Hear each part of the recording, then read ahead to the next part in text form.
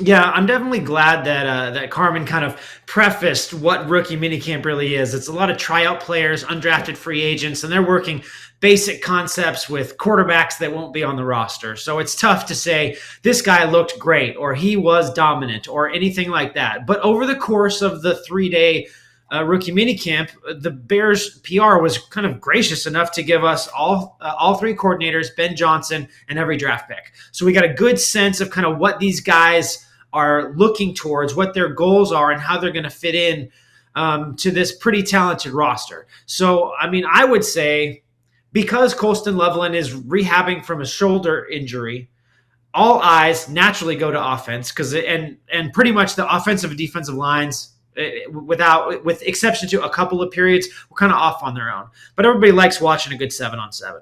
Am I right? So focus was on number 87.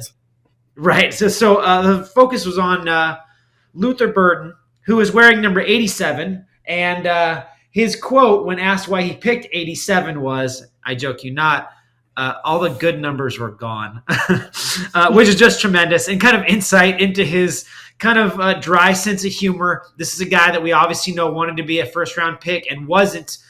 Still, Carmen, an explosive player through and through.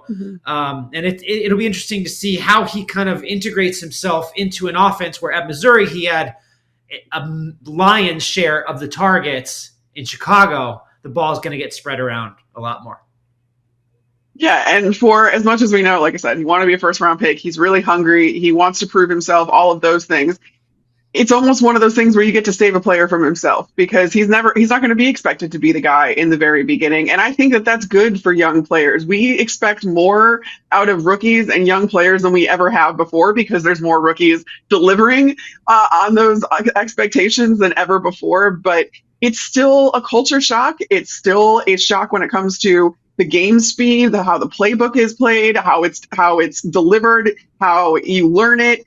There are so many things, so many moving parts, and every player will tell you, especially with the fact that they don't get a full offseason because they went straight from their season ending in college to training for the combine to training for the draft, for getting drafted, getting in with their team. They had no rest. They had no breaks. They don't know how much that really takes a toll on their body until they're able to kind of look back at it. I've talked to so many different players that are like, that first year in the league is an absolute whirlwind. So the fact that Luther Burden won't be expected to carry the load as far as the offensive targets go for this wide receiver group, I think it's awesome because it's really going to let him lay a really good foundation, learn from some really good players that are in that room with him, and get that rapport with Caleb Williams where the pressure is not on.